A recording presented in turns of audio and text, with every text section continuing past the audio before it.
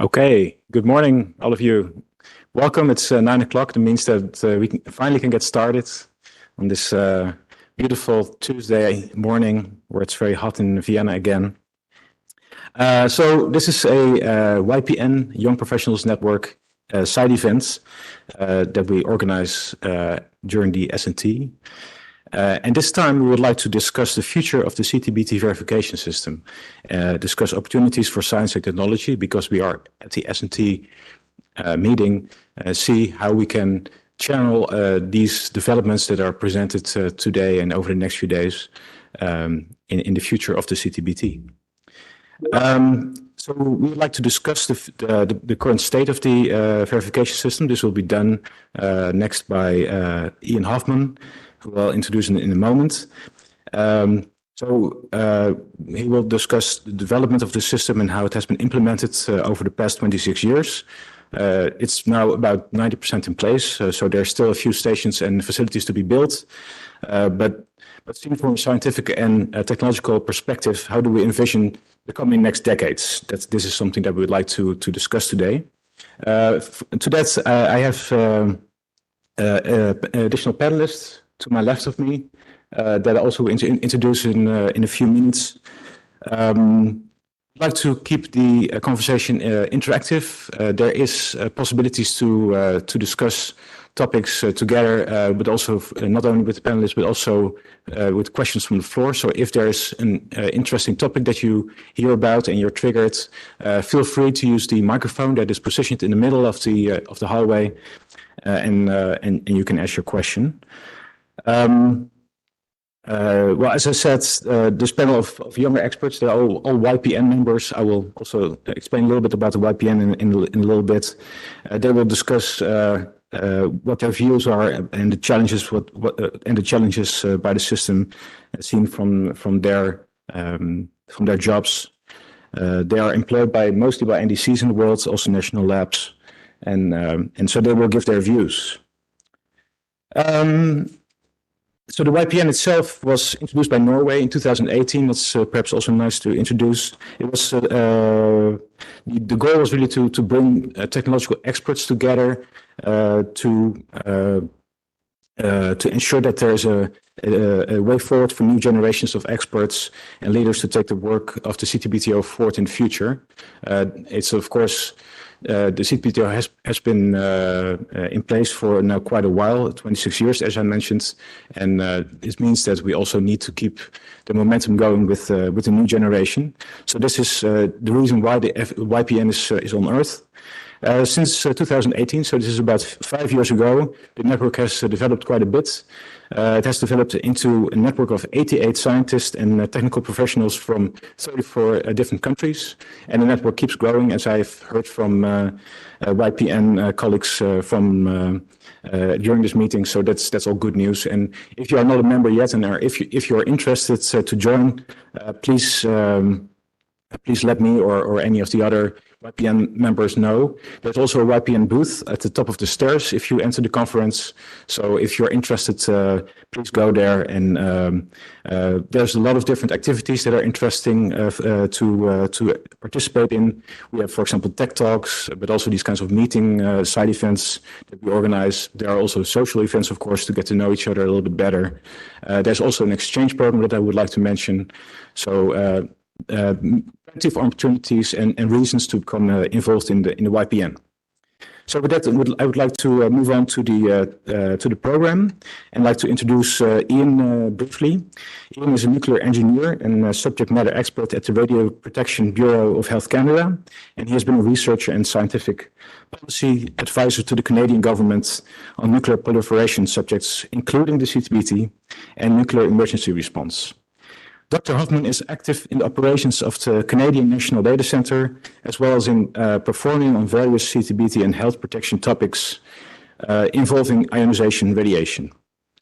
Dr. Hoffman also has been the chair of the Joint Expert Group, also called the JAG, since 2013. The JAG is one of the meeting bodies that occurred during the Working Group B, so one of the meetings of the CTBT. and he has been involved with a number of CTBT activities since 2005, including the International Noble Gas Experiment and many national data center workshops. He served in the Canadian delegation to the CTBT Working Group B meeting for over 15 years, so he knows a lot about the CTBT and the verification system. So I'd like to give him the word to kind of give a background about the verification system, what it entails, and from there we'll take it on to the panel discussion to have a nice interactive discussion. So please give great applause to Ian and give him the floor.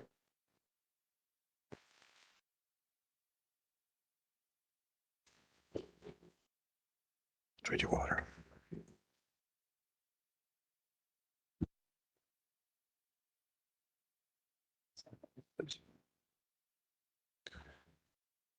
This is a good decision.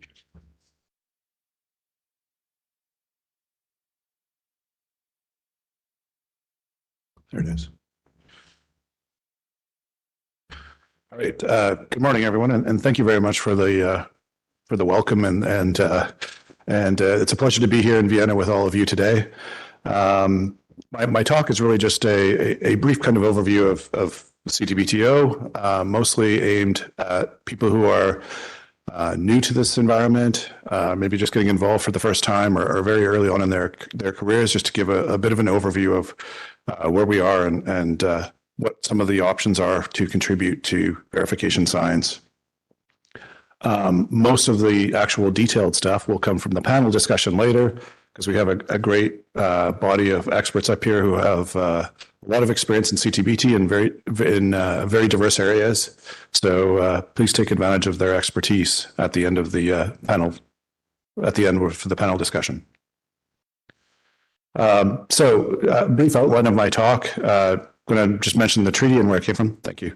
Some of the elements of the CTBT, there are three major program areas that are based all here in Vienna. And then one of the more important areas for everyone in this room is opportunities at NDCs and where some of the future opportunities are with the treaty itself. So as everyone here probably knows, the treaty is a arms treaty that bans nuclear explosions in all environments. One of the things that's very important about this treaty is it does have a technological monitoring element. It's not just a diplomatic treaty. So it's supported by a operational system here in Vienna with a state-of-the-art analysis platform that they are creating and has been under development since 1996 almost. So nuclear weapons test monitoring has had a very long history, and some of you, including myself, it's sometimes hard to know where to start because I wasn't around, for example, at some of the start of this back in 1958. So there's been a lot of work in this area in policy work, in the policy world. Most of it has been of a sort of bilateral nature, and it took a lot of cycles to get to where we are today with the Comprehensive Nuclear Test Ban Treaty. But along the way, we've had developments that are important, such as these regional nuclear free zone treaties that many areas of the world have taken part in. We've got the NPT, which is always important, and CTBT does fit into that. And that's kind of where we are today. So here we are in beautiful Vienna, and this is normally where the meetings are held in this picture. This is the Vienna International Center, and there are three major groups that are involved here. We have the International Data Center, the International Monitoring System, and the on-site inspection. And these are the three major elements of the operational activities that are going on here. So one of the other interesting things about the treaty is that not everything that was envisioned in the treaty was really fully developed at its creation.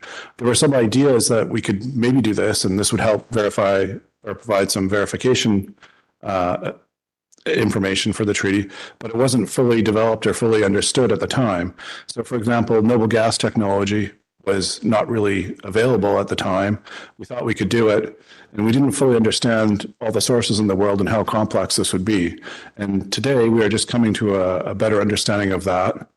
And this has had, implications on event screening and how we do that. And it has implications on how we combine all these technologies into coming up with an overall event assessment. And the whole field of OSI, there was some ideas about how to do it, but because it needed to be created, there was a lot of discussions that are still ongoing about how to do OSI. So one of the interesting things about OSI is that it's kind of at the intersection of policy, diplomacy, and science. And it's kind of unique in that because there are lots of things that are involved in it. For example, if you are going to have an OSI, you need to select an area for the OSI. Sounds easy. We're limited to 1,000 square kilometers, and how you come up with that area is important, and it needs to be supported by the IMS and the IDC as part of your selection process. And then you have things that are involved in the OSI that also get into very complex things like, are you going to do drilling? How do you go about making the case that drilling is necessary? And you have to go through, if the treaty was enforced, you'd have to go through the Executive Council as part of the drilling decision. And then technically on the radionuclide side, there is the NPT, so that it's very important to have some spectral blinding so that you are not revealing anything that is related to nuclear weapons development. And so there's a very complex task of how do you do verification while also keeping development information about nuclear weapons from the non-nuclear weapon states.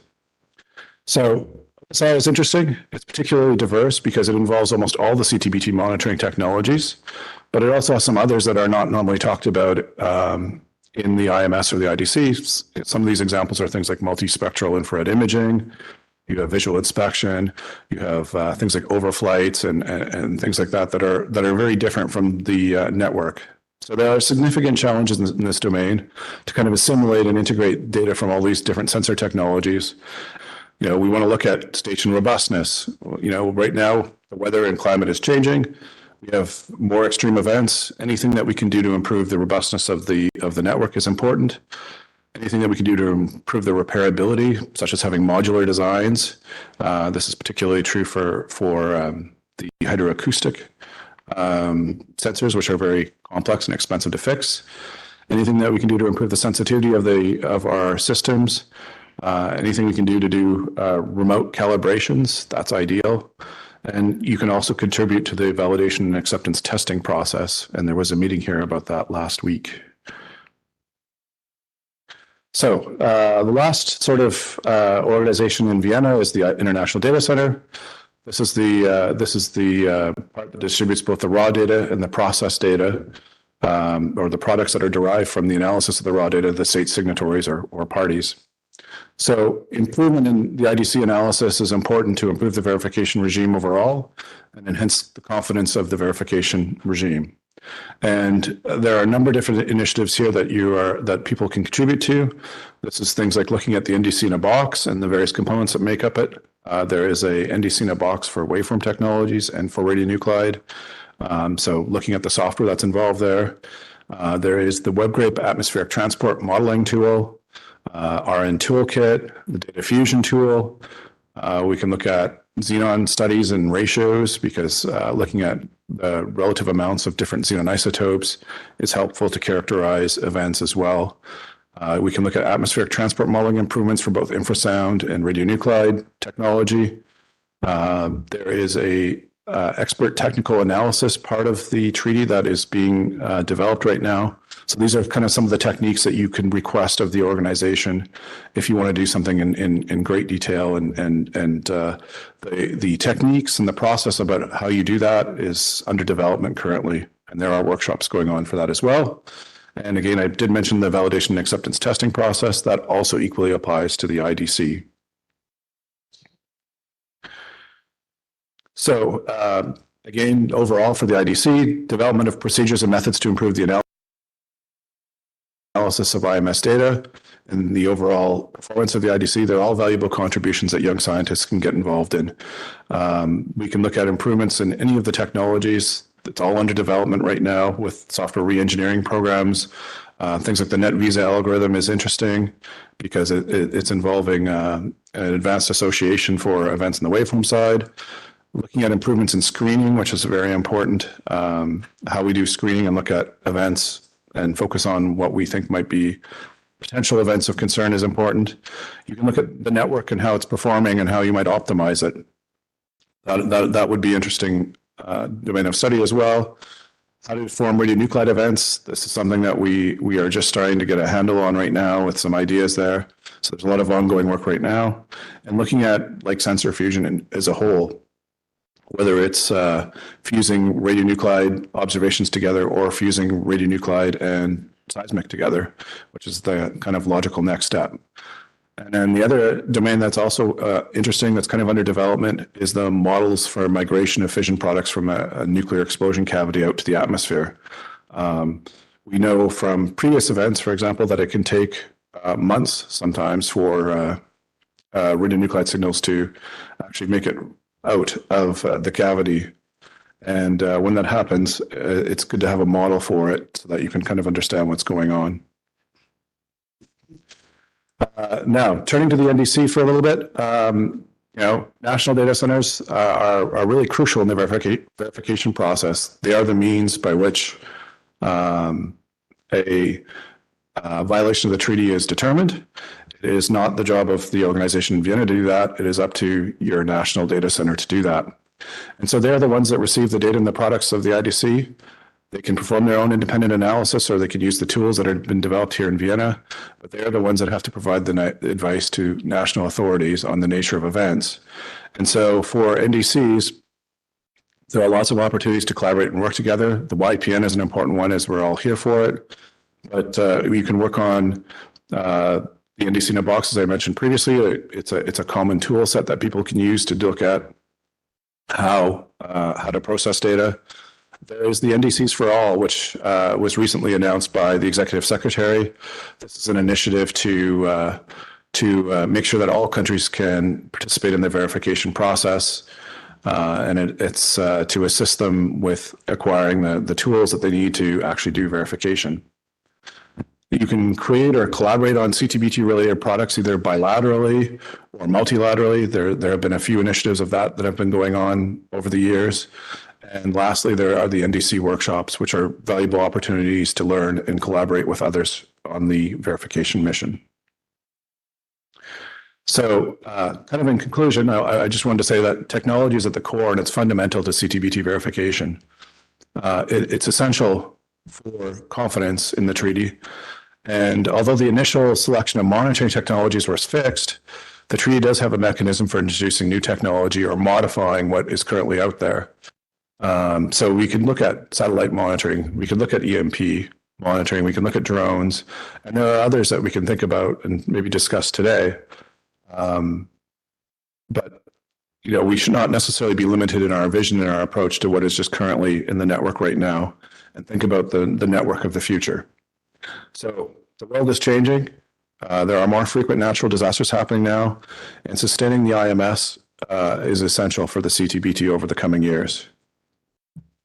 So the treaty, which is quite nice, it's evergreen in terms of technology and methods. So there is this concept of having it develop over the years. And that's kind of the few words that I wanted to say about the background of the treaty a little bit. I'd now like to turn it over to Ila for the panel discussion. Okay, thank you, Ian, for providing this good overview and refreshing our minds a bit again about the verification system, and also giving a nice outlook for the future, where all the science and technology can lead us to. And also, I would like to echo actually your last words, that indeed the treaty is evergreen in its methods. That's very important to remember also in the discussion. So let's keep an open mind. Let's not keep us limited by what is currently in the treaty, but let's first start with the technology. I think that's an important part. With that, I'd like to introduce the panel to the left of me. Well, Ian, you already know, but next to Ian is Paula Garcia Peña, and she is from Chile, station manager of the Chilean Nuclear Energy Commission, and she works mostly in operations and OSI.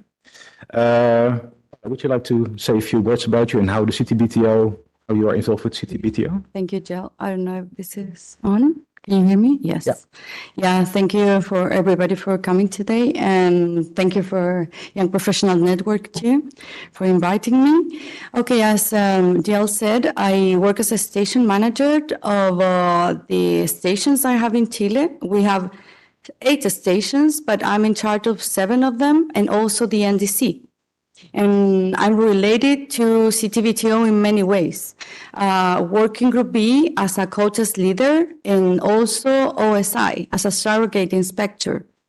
And I have been working in the Chilean Nuclear Energy Commission, which is the institution where we manage the national authority that manages the NDC and also the stations. And for 10 years working there. And in Working Group B, I'm a coaches leader in support of provisional operations. And I forgot everything I was going to say, but in general, what I do is to be in charge of the stations and NDC and worry about everything. That means that you need to take care about the contracts, the PCA contracts, logistic, maintenance of the stations, and the communication with the CTBTO, and also the NDC, because we have many different stations. We have all the technologies except for primary seismic. So it's difficult to deal with all of them in one NDC because we need a different types of experts to deal with them. Thank you very much. Okay, thank you, Paula. Next to Paula is Maria Dolce Jesus, I think if I pronounced correctly, or if I'm used incorrectly, let me know. Very nice name. And I met Maria actually at the Azores earlier this year, which was a beautiful visit. Thank you also, Nicolau, for organizing this wonderful conference, the InfoSend Technology Workshop. And Maria is a research collaborator at the University of the Azores and works on InfoSend and volcanology. Maria, can you tell me a little bit more what you do? I've been working in the IVAR is the station operator of the IS-42 infrasound station in Graciosa Island. I started to work there while I was doing my dissertation with Nicolau on infrasound site surveys for volcano monitoring. I'm currently working there. Basically, I'm new at this. I deal with the bureaucratic part of the maintenance of the station, dealing with the budgets, PCA, also checking the monitors every day. And my background is in mining engineering, and recently I just graduated for the master in volcanology. That's it. Okay, thank you, Maria. Next to Maria is Maggie Wanyaga from Kenya. She is a project manager at Sandros Limited and works in applied geophysics and seismology. Maggie, can you tell me a little bit more about yourself? So, can you hear me? Is the mic on? I don't know. Oh, yeah, it's not on. So, yes, as you heard, my background is in art science. So I'm both a geologist and a geophysicist. And I am a project manager in the private sector, but I'm also working part-time for the NDC in Kenya. So like in Kenya, we have 2 IMS stations, a seismic one and an infrasound one.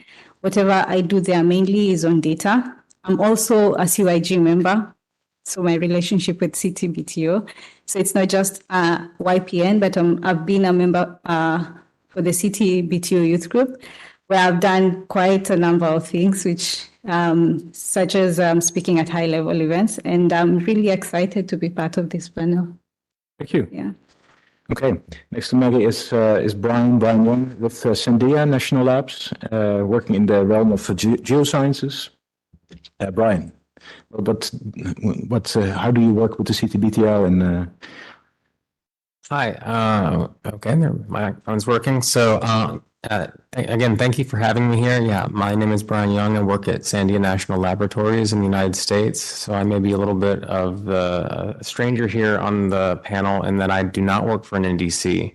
I'm primarily involved in research and development on various software projects or science that goes directly to improve IMS monitoring capability or their software capability. So I'm a subject matter expert on the geophysical monitoring system, which is currently being developed at Sandia National Laboratories to slowly replace the existing monitoring system software. And so I help software developers understand various seismological algorithms and validate that. I work on regional seismic travel time, which is a software that, as the name suggests, lets you compute seismic travel times from point A to point B at regional distances. So I primarily am working, I go to Working Group B to support or present at the Waveform Experts Group, or I'm also increasingly involved in on-site inspection types of work here. So. Okay, thanks, Brian. And then finally, next to Brian is Aydin Mukambayev from Kazakhstan. He is a seismologist at the National Nuclear Center. Aydin, the floor is yours. I'm working in Kazakhstan National Data Center. I'm his deputy. And my background is seismology. I work from my NDC since 2007. And I started in engineering. And now I'm working with 5 IMS facility, the infrasound station, and 3 of them is auxiliary, and 1 primary seismic station. And everyone I think know it's a primary seismic station. Makanchi is best station in the world. It's very detectable, high sensitivity station, and I have chance use data from the station. And my task of my work is seismological research. In Kazakhstan, we have a lot of seismic event natural. It's a natural event, mining explosion, induced seismicity, rocket launch, and many. And we are doing this work 24 hours, 7 days per year. And also I'm doing discrimination between explosion and earthquakes. And that's all. Thank you. Okay, thank you, Aydin. Okay, and with that, we'll move on to the discussion part, the panel discussion. The idea is first to discuss some topics on on-site inspection. I actually saw a lot of folks enter the room. So for those who haven't heard it before, it is actually supposed to be an interactive discussion. So if you have a question or find some topic interesting to further ask about or share your opinion, it's also possible. It is possible, just raise your hand and we will consider your contribution. This also holds for the people online. It's possible to ask your question in the Q&A section of the CTBT app. So for that, I defer you to the app. Okay, with that, I'd like to start with a description a bit of the OSI process and the steps of an OSI. How is an OSI team supposed to operate? And perhaps Paula and Maria, you are the people mostly involved in OSI from this panel. Could you give me some idea? Paula, could you start on this? Yes. Thank you, Del. I don't know. Can you hear me? Yes. Okay, let's start from OSI. For those who don't know what it is the final component of the CTBT verification regime to look for further evidence, and member state can request an inspection to gather this information. So the inspectors that now are being prepared. And I guess it's like, if I say something wrong, please, Elise, tell me. It's like 400 inspectors now that are being prepared for OSI, more or less, approx. And so it's a big challenge to train all of them, to make us, to follow all the procedures, and to go into all the steps and remember everything. That maybe Maria can, because she's starting just now, you have 1 week training? Yeah, it was Yes. the best week of my life. Yeah, it's a lot of information we have to do in 1 week. Basically, on the second day, Maggie can also say something about this. On the second day, basically, it's the first day we start the training. We just went through it to negotiations, tabletop exercise all day long. It was a nightmare in the beginning, but it gave us strength to continue and motivation to continue the rest of the week. And the week ended with a field exercise. So we had to assimilate all that information in a field exercise for the first time. Everyone was divided in teams. Each team has a team leader. We had like a tablet where we recorded all the information, the photos, the reports we are doing. We do the navigation also by the tablet and GPS. We conduct the missions and we come back to the base of operations. We send everything to be then discussed in an after meeting. It was just our first training, but it was a lot of information. We get it like that in 1 week, but was very exciting. And Maggie, I understand you are also involved in the OSI process. Could you add to your sharing with your experiences? Do you see any challenge? What do you think is the biggest challenge in the OSI process in the training, for example? So the challenge, I had not thought about that, but what I can say about the training really is how much information you're given in a very short period of time.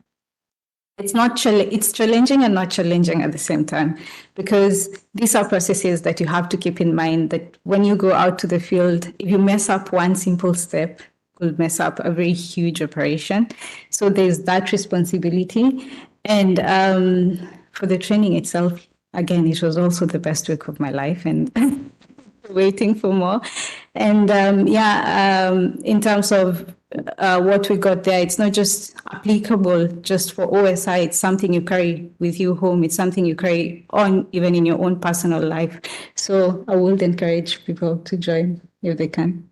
Voilà. Yeah, I would like to add that there are different types of expertise there, because you can be even a medical doctor who can be in the field. I mean, in the tents. So many, because we could think that just the experts in certain fields could participate, but no, you can work in operations, for example, too, organizing, data flow, or you can be an engineer and work in any different topic. So you don't have to be a scientist just to participate. So, and there are a lot of challenges that we can still be improved in OSI. It's still in development. So there are things that you can implement. For example, I wrote something here: reduce the size of equipment, being more easily portable in the field. For example, those details are very important when you are there working in the field and you are carrying big detectors, for example. That is something that we care about. Or in the aspects of we can start using artificial intelligence. We can incorporate it, maybe in the search logic. Could be any solution, or satellite imagery. Okay, so there are many things that we can maybe incorporate into OSI from different perspectives. And also the trainings, we have e-learnings, director exercises that we are going to carry this year. Yes. Marie, you're looking at me like you. Yeah, I want to say something. I know this is a technology workshop, but basically OSI is to conduct missions. And no matter how much advanced the technology is nowadays, if we don't have a proper training to conduct these missions, if we don't have a team working in the same logic, the OSI cannot function. All missions on OSI are based in a search logic cycle that is called ITF, Inspection Team Functionality, and every decision has to pass in this cycle before the mission is determined. So I would like to suggest, maybe, I don't know, I just started last month, but I would like to have more training on search logic, because this would be very important. I can give you an example on our last field exercise. Actually, me and Maggie were in the same team on the field, and it happened this very funny situation. We need to record it some aspects on the visual observation component. One of our missions was to go to this, what looks like, first, because we cannot say that is a mine, a quarry or a mine. We just are observing. We cannot interpret what we are seeing. We are just observing something that looks like a mine. So it looks like a place where the rejects of a mine are deposits. So we decided, okay, let's take a picture on this. We put someone with a ruler to make the scale and took the photo. Everyone in our team, it was logic that the picture should be taken in the center of the open pit. But one of the members decided, no, that doesn't make sense at all. Let's take the picture here. Like for four of us was logic to take the picture in that place, but for the other person, was not logic at all. So it was like a 15-minute discussion in the field. And remember, every missions, there's a member of the inspected state party with us. If we, in a real OSI, starts to argue between us in a real OSI, this cannot happen at all. So this was just a very small, detailed example, but the team needs to be prepared to function in the same logic process. That's what I want to add. So for OSI challenges, we can not only speak about technological ones, but also in fact about the human factor. Exactly. But there's a lot of technology that comes with OSI. Ian has shown a whole list of technologies that are used. How can I envision this? Do people think beforehand what they'll probably need, or do they bring a whole array of equipment with them? How does this work? Anyone has an idea about this? Paula? Yeah, you need to prepare the missions. I mean, before going to a mission, of course, you need to plan what are the samples you're going to take, prepare the backpack of the samples for certain specialists, radionuclide or VOV, etc. So it's like anything. If you are going camping, for example, you are going to take the backpack with the tools you need, of course. Yes. Okay. So there's, for example, also techniques that not everybody is familiar with. I understood, for example, from Brian that he's now experimenting with a technique called resonance seismometry. Could you tell me a little bit about it and why is it used? So resonance seismometry is something that is written into the treaty itself, but it's not a field of seismology that's regularly practiced, and so there's a lot of questions on how to actually perform it.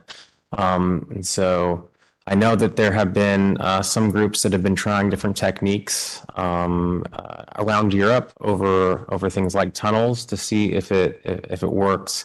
And the idea is if you have a cavity underground, if you set off a nuclear bomb, make a big cavity underground, and that cavity should have a resonance frequency. So it's resonating and potentially producing a kind of seismic signal. So it's one of the technologies that is expected to be used for on-site inspection. And so I was most recently in a meeting back in November for on-site inspection, updating the draft list of equipment that will go out to an inspected area for the inspectors to take out to an inspected area. And we tried to focus on looking at the technical requirements of that equipment as opposed to specifics of the equipment itself. So rather than say we need X, Y, or Z type of cables and 25 meters of cables, we just said sufficient connectors for using equipment that can monitor things at these specific frequencies. But since there's not really a yet well agreed upon method for resonance seismometry, that's still kind of a question on how to perform that particular type of inspection. And does one need a special type of seismometer to perform resonance seismometry, or? It's unclear, but we tend to think that it's likely to be there's likely to be a lot of overlap with the active source seismology type of equipment. So things like geophones and that nature. Yeah. Okay. And if you walk around here at this SnT, there I see a lot of new devices being shown, demonstrated. Do you see some example techniques that you see in future OSI exercise? Well, so a big new geophone type of technology are called nodal systems. And so instead of having a line of geophones that you attach to a string and you have, meters and meters and meters, tens of meters of cables, and you have to hook it up to truck batteries or solar panel. These are just self-contained units. You just carry them in a backpack and stick them in the ground. And so they sync by clock and by GPS. They may work wirelessly. And so I can easily imagine a future where traditional geophones that you clamp to a line no longer exist because they're just so onerous to use compared to these nodal systems, which are now rapidly being developed in private industry. So that presents some challenges because that's a new type of technology and it uses wireless signals. So some states parties might be concerned about the security because those signals they could be interfered with. There's also, of course, every country in the world has different wireless spectrums that are regulated differently, and so that could create challenges. But that's a new type of technology that I understand a lot of places are looking at, including at here at the CTBTO. So that's one type of new technology. Distributed acoustic sensing is still an unknown. So there's a lot of research and development going on with distributed acoustic sensing. And for people who aren't aware, instead of a traditional seismometer is basically a mass on a spring. So you have moving masses, and as the ground shakes, you have a moving mass through a coil of wire and induces a current, and you're detecting ground velocity, basically. But distributed acoustic sensing is a kind of laser interferometry. So you have a fiber optic cable, just like a telecommunication cable, and they can be engineered in different ways. But you shoot a laser down that telecommunication or down that fiber optic cable, and there's natural imperfections in the fiber just because no piece of glass is perfect that are reflecting back some of that laser light. So you pulse a laser down and then you wait and you measure the reflections, and then you pulse another laser light down and you wait and you detect the reflections. And so you can turn a long strand of fiber optic cable, hundreds of meters or even kilometers long, into a almost continuous seismometer. And there's pros and cons to that, and it's still heavily in the R&D space for our particular area of work, explosion monitoring. But that has the potential of, being a different type of technology that could be used for a variety of seismic means. It could potentially be more robust than traditional seismometers because if you have a laser and a photodiode and a computer, all those could potentially have no moving parts. So that would have some benefits. It might be easier to deploy an extremely spatially dense array, which could have various uses for on-site inspection or even for monitoring stations. So those are some new technologies coming up.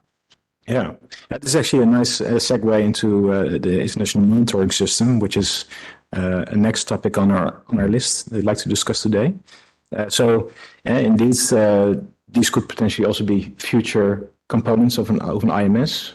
Would you also see that, or would really be a lot of R&D needed before that is something? There's certainly, I'm aware of a lot of R&D right now in trying to figure out how distributed acoustic sensing in particular could be used for new, next generations of seismic monitoring systems in the IMS, but it's still heavily under research.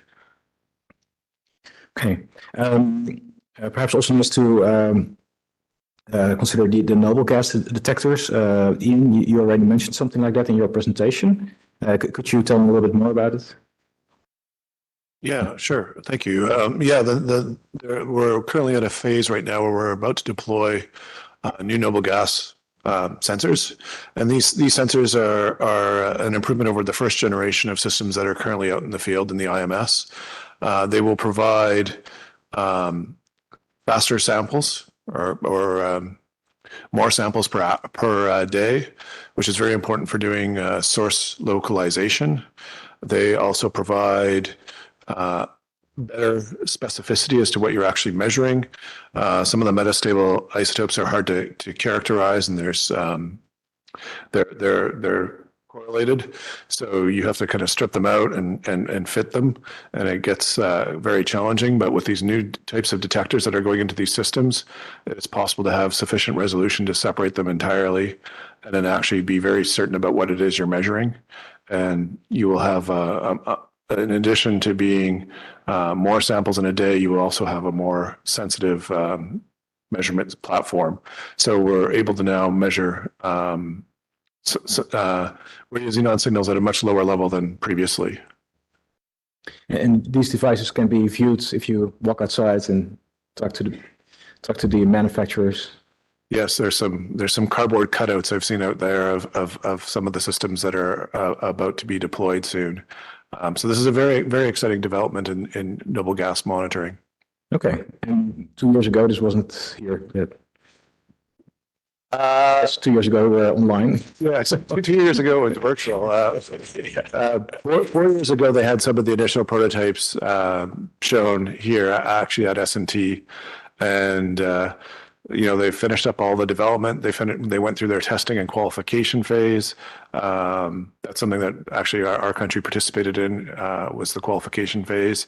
So they basically have achieved everything they need to be certified, which means they are able to be deployed in the IMS. So that process has just finally completed within the last year or two. Yeah. And do you see additional developments? Pardon me. Yes, sir. Christoph, there is a microphone coming your way. Thank you. Yeah, I just want to jump in on this topic on the noble gas. So indeed, I think there have been quite a good development on this aspect to improve it. The reduction in collection time is one clear aspect, and the reduction in detection limits. But the other aspect is, I think, one of the challenges is that the network is quite sparse.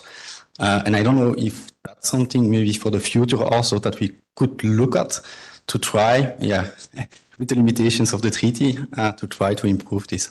So I don't know, Jan, if you have some thoughts on this. I think that is a very important point. Part of my comment earlier in my talk was that the treaty, although it's sort of fixed at the initial conception, that doesn't necessarily need to be the final configuration of the monitoring network. And so studies that look at what type of monitoring network we actually need to have to do this are very important. And coming up with characterizations of that is very useful, just like along the lines of what you've suggested. So I would agree. Yes, sir.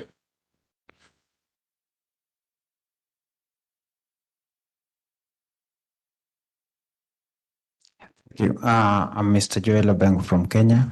Now, Maria talked about the difference in opinion in the OSI exercise you had, the mock OSI.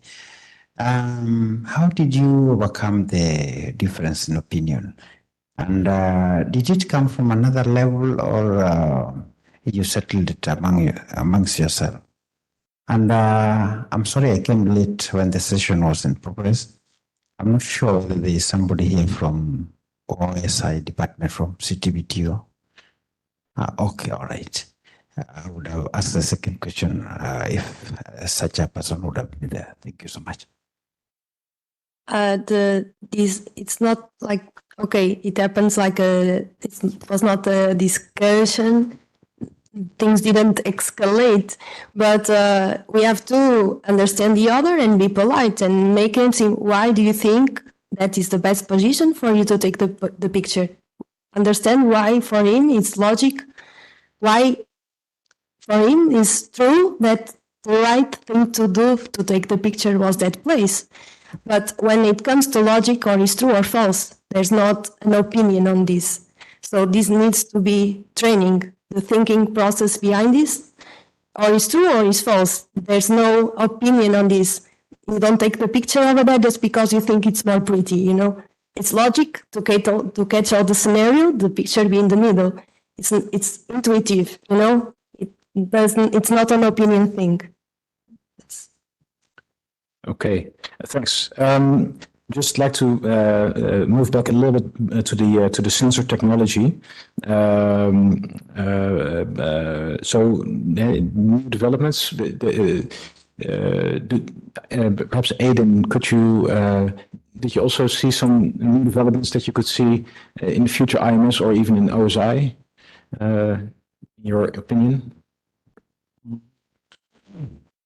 I know some company who produce some active part of seismic instrument. It's for those oil or mining explosion and monitoring it or something.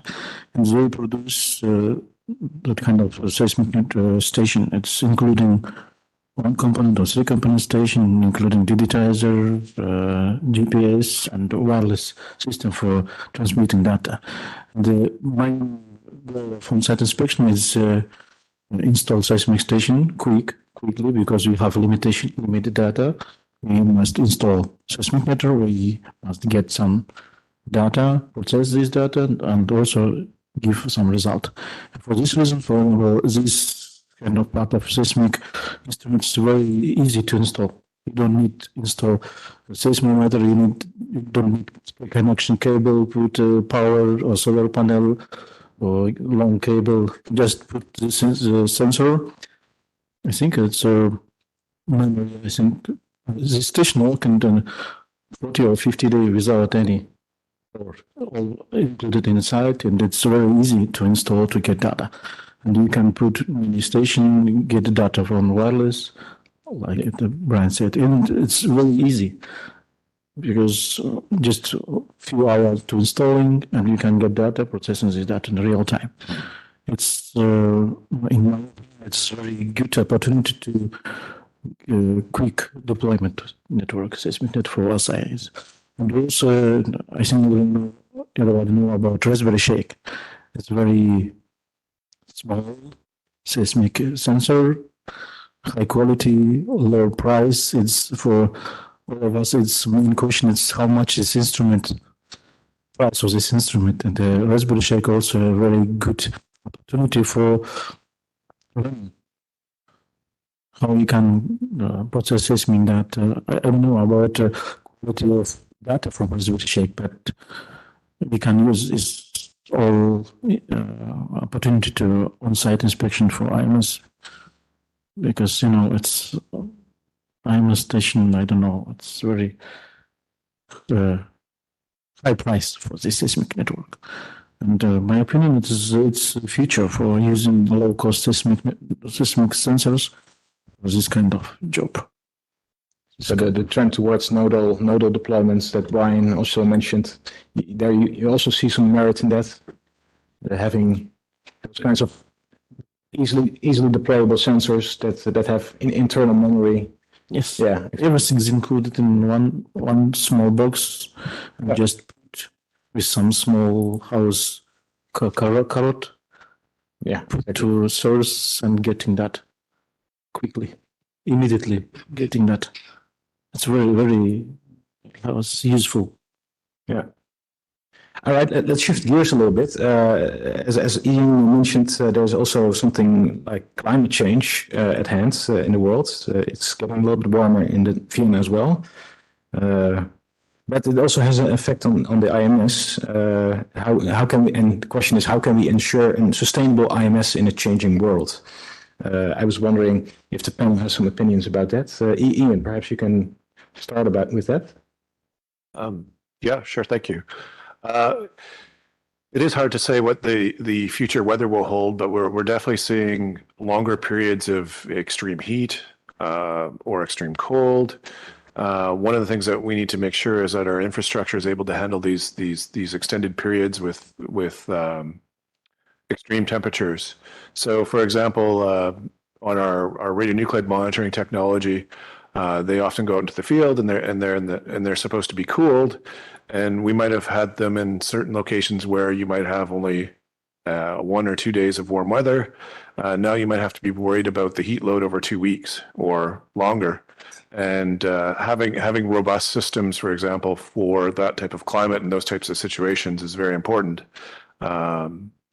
Similar issues are with the hydrophones as well and the hydroacoustic network, where you may have more frequent storms, and particularly the T-phase ones, which have an onshore element. They are needing to be more robust than they would have been in the past. And do you also see some potential issues with, for example, rainfall and abstract transport modeling? Does it make it more complicated to interpret the data? Yeah, rainfall has always been a bit of a challenge with particulate data. But, more frequent storms versus there is a need to be able to model rainfall and have it go into your modeling accurately, but that's not really different in this case. Okay. Yeah, I would like to add, I'm sorry, the question first. Oh, sorry. Sorry. Yes. There will be a microphone coming your way. Yeah.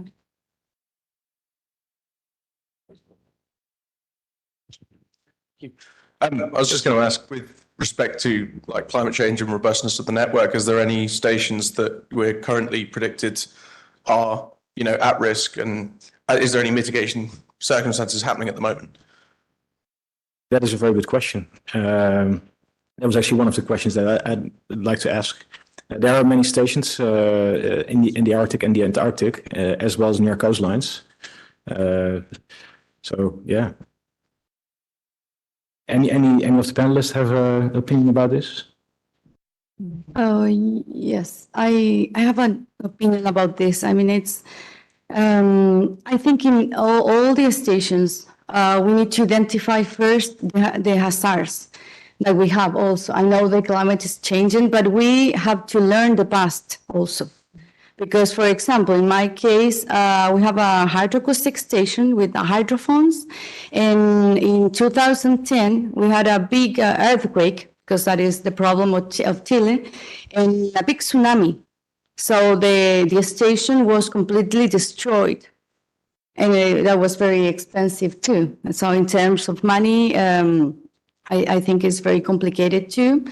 And so we need, as Ian said, we need robust systems, sustainability. So we need to have a plan and probably to calculate how much that is going to cost, maybe, as a plan.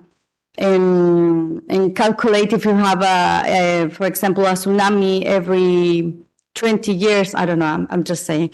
But if you have that, maybe we should calculate the expenses we're going to have. And maybe to add the climate change possibilities. Then we are going to have a kind of plan to face the climate change. Mm-hmm. Thank you. Do you have any view on this? Like in our example in Graciosa Island, IS-42 infrasound station, we have at least, in average, 4 big storms per year, which creates a lot of issues. The biggest one was only solved 2 months ago. Was a transformer pole that was burned with a thunderstorm 2 years ago and was only solved now. But more and more, these storms are passing right in the middle of the North Atlantic. No, it normally used to be down, but now it's passing on the islands more frequently. As Paola was saying, it would be interesting to each station evaluate the hazards for each one, and maybe with these budgets we can suggest like a climate change fund. It could be reliable if each station evaluates the hazards it may have per year, and we can propose something like that, I think. There were 2 questions from the floor. I think it was the gentleman in the back first who had a question.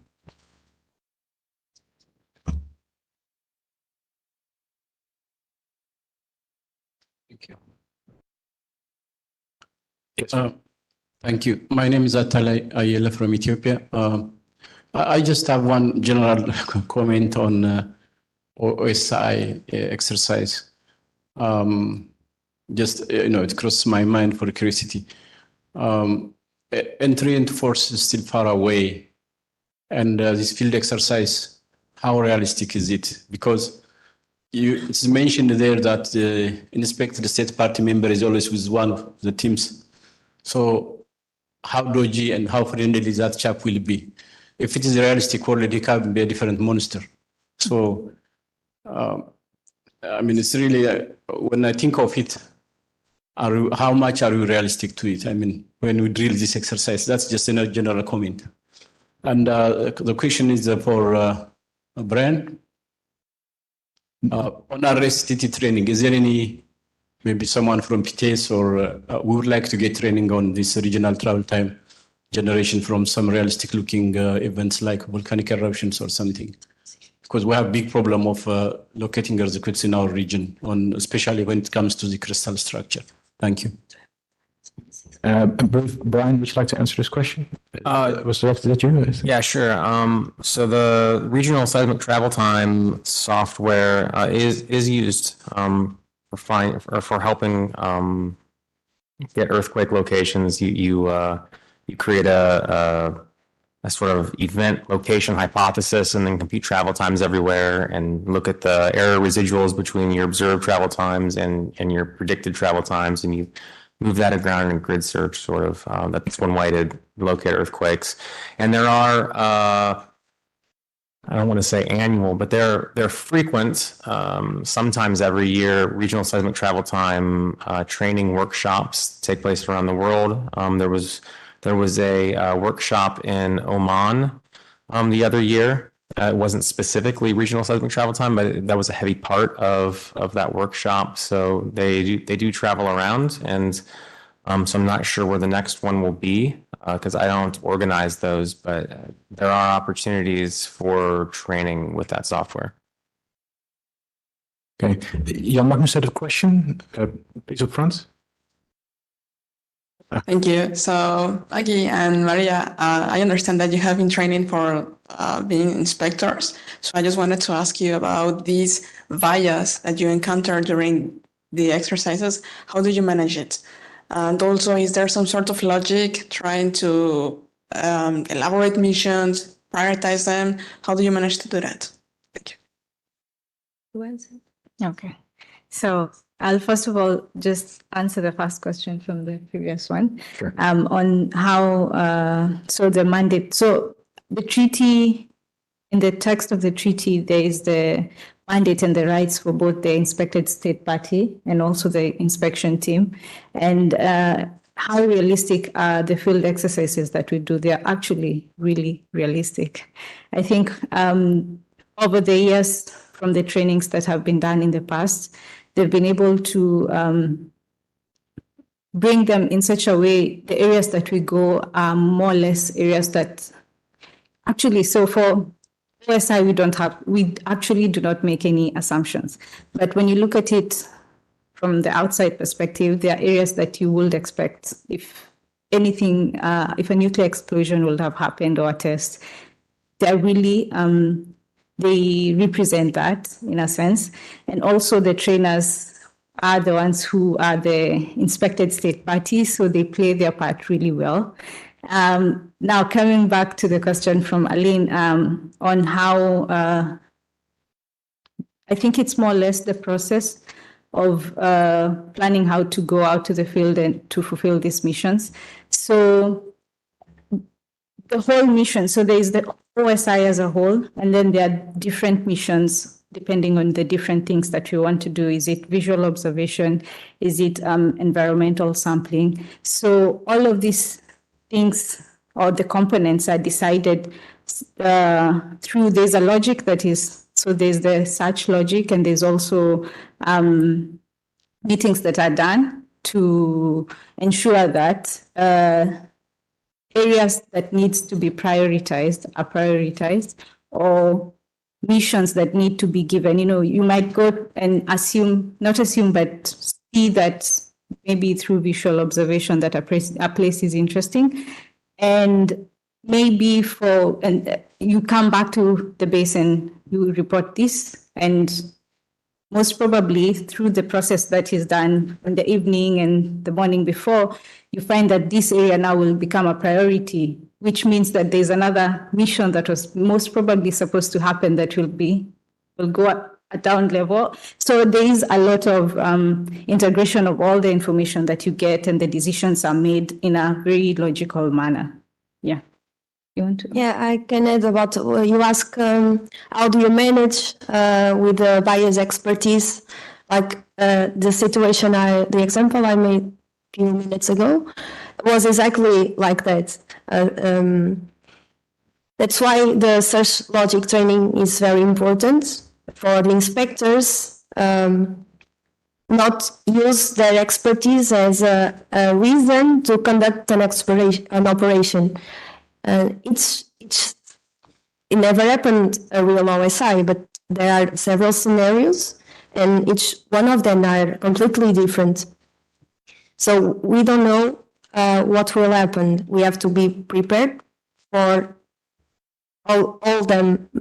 Even if we are prepared for all them, it can appear a real OSI, and we never got that scenario in the trainings, but with the mindset paired to deal within the team in the same base way to think is the first step for the things to be done properly.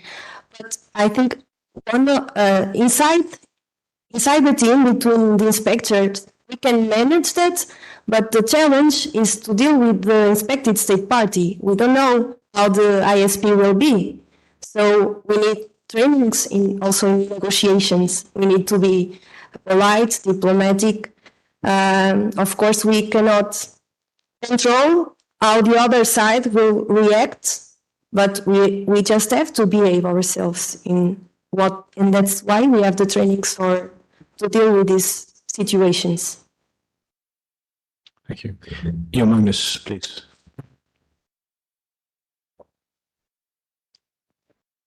Thank you. Maybe more of a comment than a question, but I just wanted to build on some of the comments from Ian and Paula regarding the sustainability of the IMS.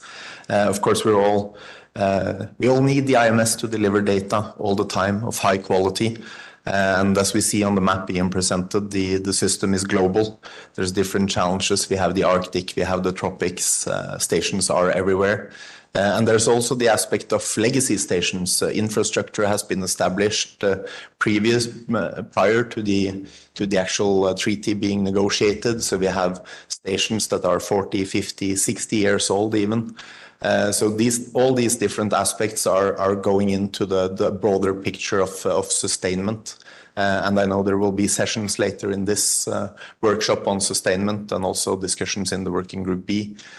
So it's just this holistic view of sustainment that is really important to keep. And I think these challenges require a broad involvement of all the different geographical locations. Thank you for your comments. I was also wondering, like, if there are so many stations situated in potentially hazardous areas or where they are susceptible to natural hazards, would it be an idea to consider relocation of some of these stations to areas where they're less susceptible to these hazards? Would anyone have an idea about this? From uphill, Ian.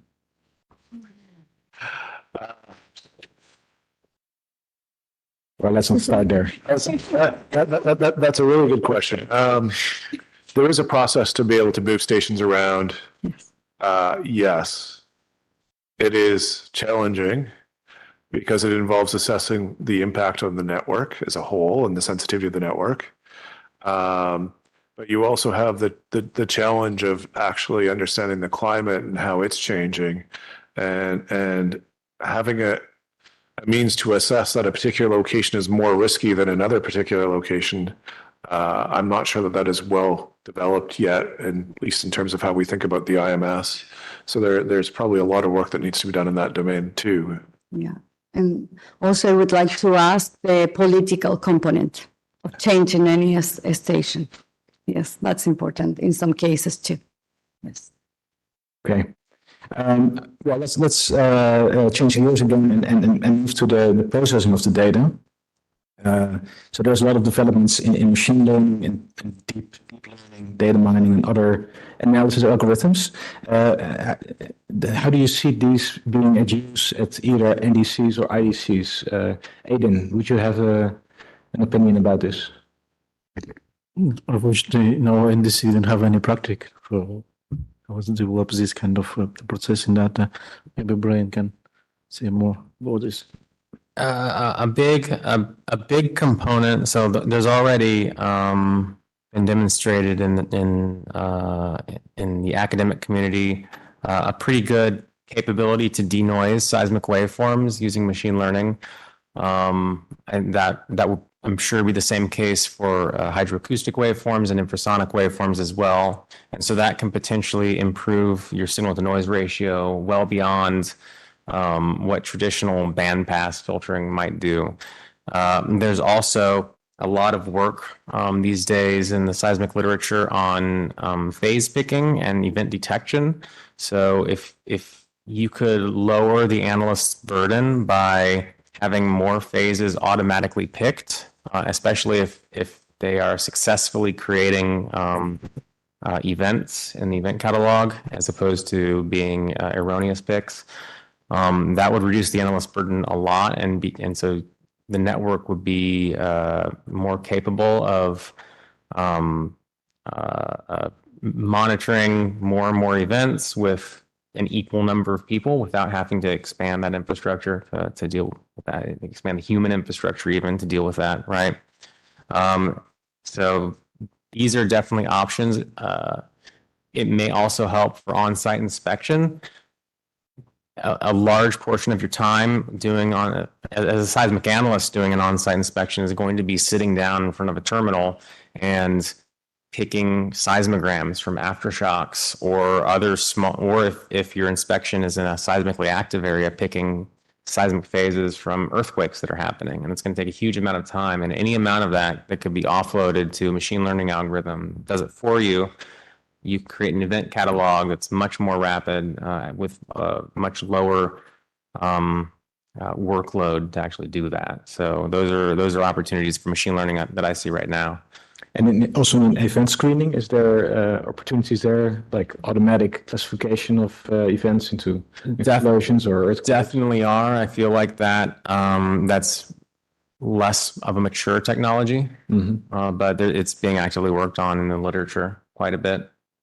And do you also see these techniques being in use at the IDC already, or is this something that is only in the scientific community? Well, certainly there was at the OSI workshop just back in November, there was a presentation on the success of deploying a bunch of, you could potentially deploy a bunch of temporary seismic instruments. So like, have this new nodal technology, deploy a bunch for an aftershock survey, maybe in the future have onboard processing for each of those nodes. So they're automatically picking phases by themselves, and you just throw it into some software at the end of the day, and you get an event catalog with 10,000 events, which otherwise would have taken, months of human analyst time to produce that sort of catalog, not to mention the actual deployment time for more difficult, traditional geophones with cables and batteries. So that I can imagine a lot of interest in on-site inspection for that sort of technology in the future. Okay. And on the radionuclide side, Ian, what do you see? What developments? So it's a bit hard on the radionuclide side for some of these approaches because there isn't really a good training data set to apply for nuclear explosion monitoring. But I think there are potentially benefits maybe to be had by looking at doing improved calibrations of the data or the sensors, where you could use an AI or machine learning approach to provide a better calibration and actually have a higher quality information coming out of the IMS and into the IDC. So I think there are some potential areas of application there. And in this sense of, for example, data fusion, that's also something that is kind of on your plate. Is that? In data fusion, it's being looked at as well. There are a few groups that are using machine learning approaches and artificial intelligence as far as looking at the weather and how it's behaving and how to come up with better estimates of uncertainty. So it's an active area of research there as well. So I think there is some good application to data fusion as well. Okay. If there are any questions from the floor, we'd be happy. There's a lot of time, so please turn it back.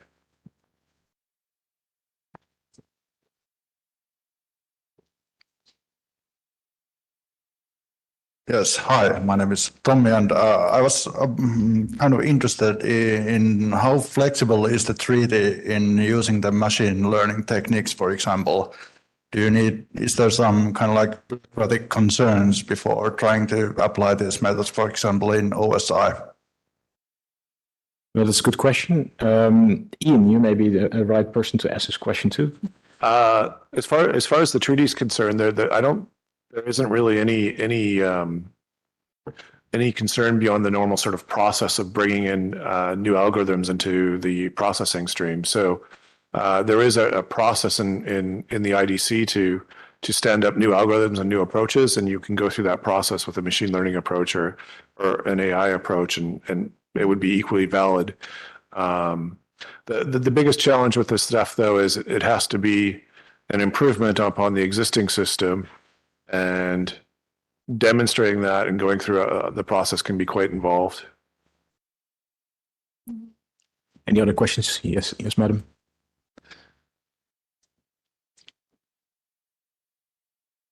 Thank you. I'm curious about the machine learning part because machine learning takes the data, like how far the data is way back to train the machine in order to be able to predict the location and the origin of the radionuclide source. How far way back? Ian, would you like? I've not looked at that technique in that type of application yet. I'm not quite sure that I have a good answer for you at this time. So it would be something worth studying, definitely, but I don't really have a good answer for you, unfortunately. Thank you. Yes, sir.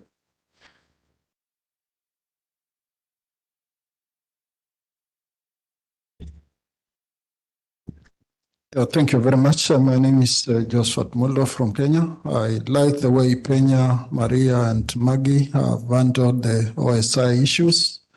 And mine is more of a comment. I think in your training as negotiators, you will come across discussions on how to negotiate with people from different regions.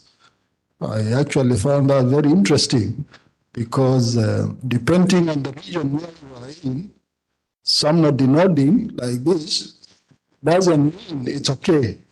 It may be not okay.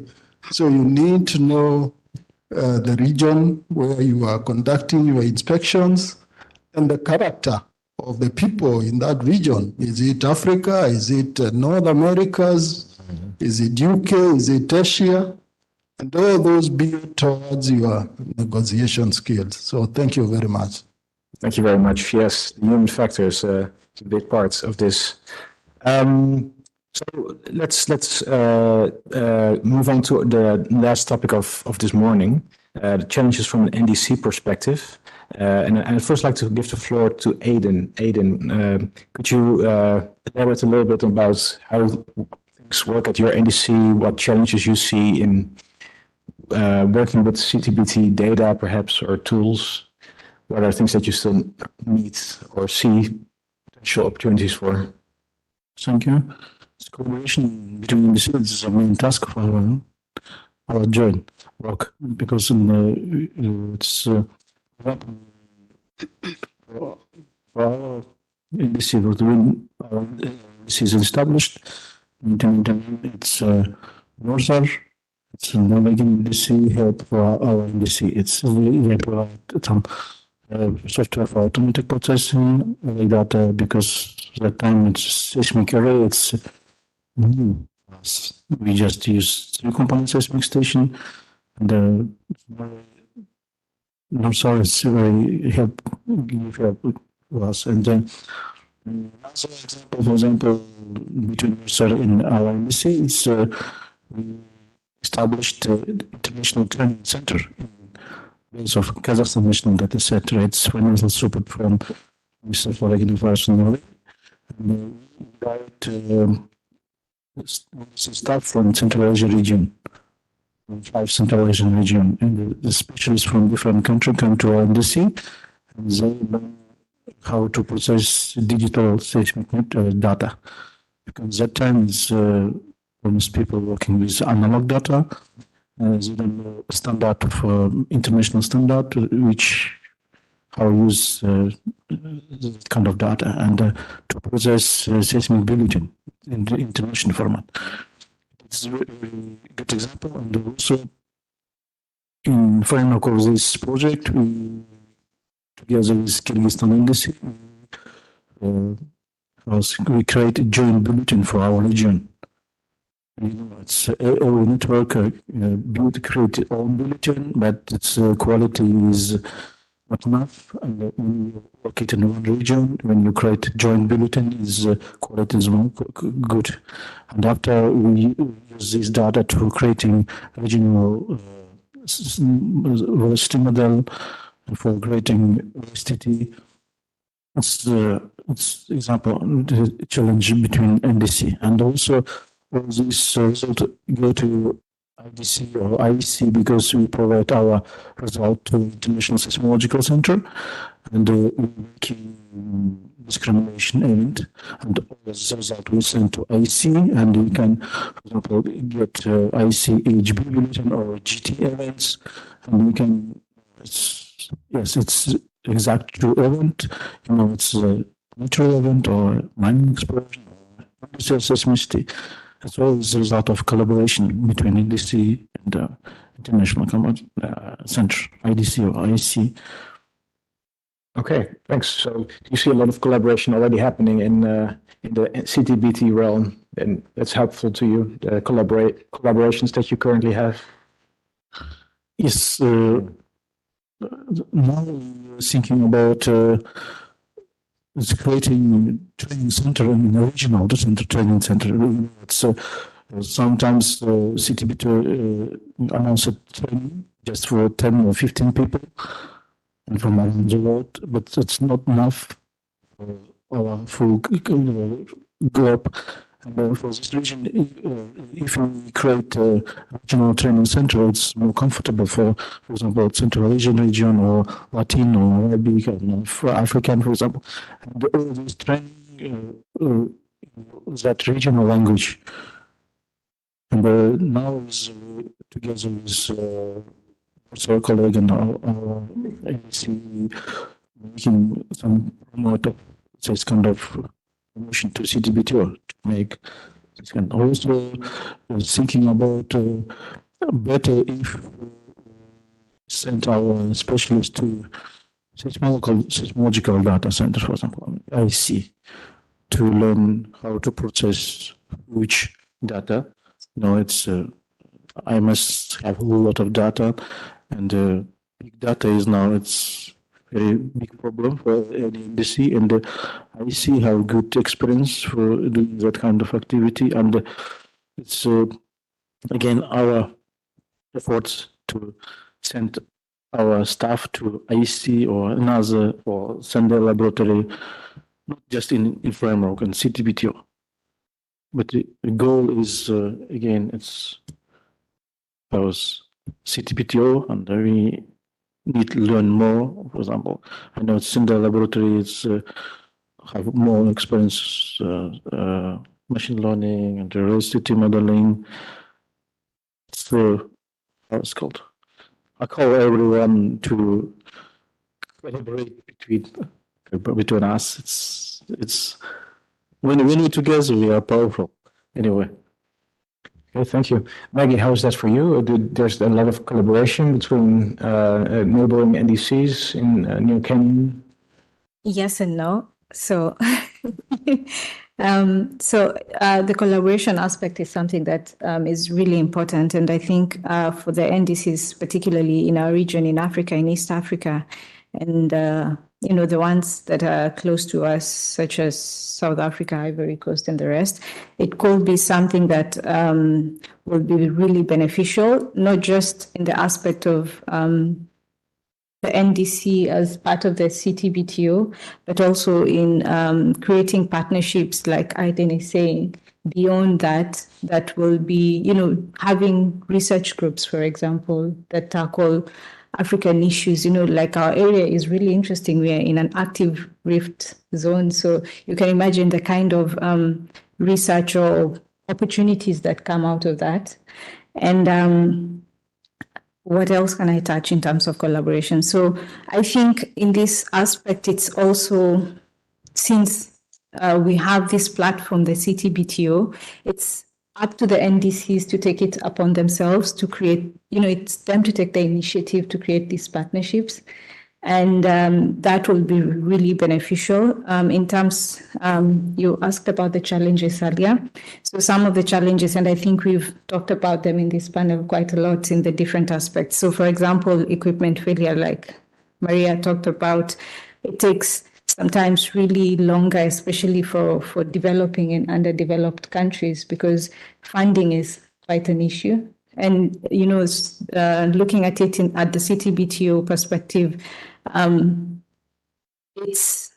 there aren't any funds that are really coming in. Normally for projects, there are funds that are set up. So if you're setting up a seismic station, say USGS or NOSA, there's always some funds that are put in place for equipment failure, for maintenance and all this, which the project caters for.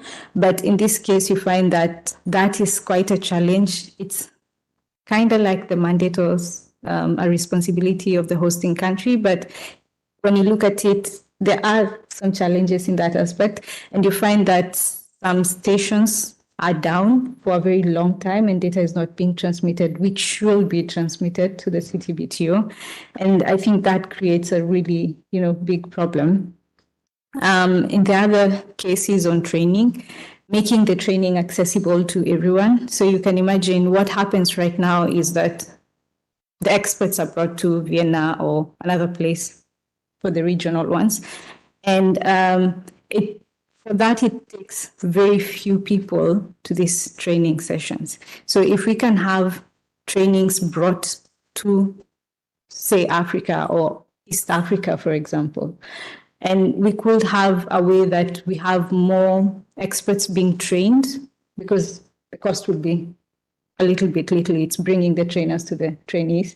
Yeah, such kind of aspects. Also, for example, in Kenya, we have 2 stations, but our expertise is mainly on seismic. So the infrasound part is kind of like left a little bit on the side. So having trainings or bringing up experts in the areas that we lack. And also, since it's one very big family where we have the different technologies, trying to see how, for example, my background is in seismics and geophysics. So more or less it's waveform data, which is more kind of similar to infrasound. It's also similar to hydroacoustics. So having these trainings accessible to experts of different, expertise. And then the other one that comes top to my mind is, so how can we, so I've talked about a few ways we can solve these problems. The other one is having bringing in the new generation, the younger generation into this, and maybe having exchange programs that we have at the YPN, and also, having them closer, like I'm talking about the trainings, bringing them closer to the experts and seeing how that can work. Thanks. Okay, that's a very nice, thanks for this contribution. And indeed there is an exchange program that is available to all YPN members, where you can visit an NDC and learn about new techniques. Currently, NORSAR, GeoStar, Austria, and KNMI in the Netherlands are involved, but it's of course open to to other institutes as well. If you're interested, please have a talk with the YPN, people at the YPN booth upstairs. There's also the opportunity to mention that it's already 10:30. Time flies when it's having fun, when you're having fun. And that means that we are at the end of this panel. So I would like to thank one more time today for their insights, and of course you, the public.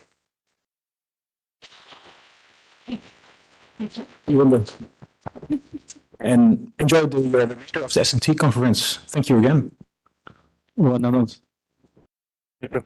Just one announcement. Just one announcement. September 11, 15, 11 September, in Kazakhstan, we have an international conference. It's an important site. And I invite you, all of you, to participate in this conference. It's a really interesting conference. And you can visit the site, royal site. You can visit it. You can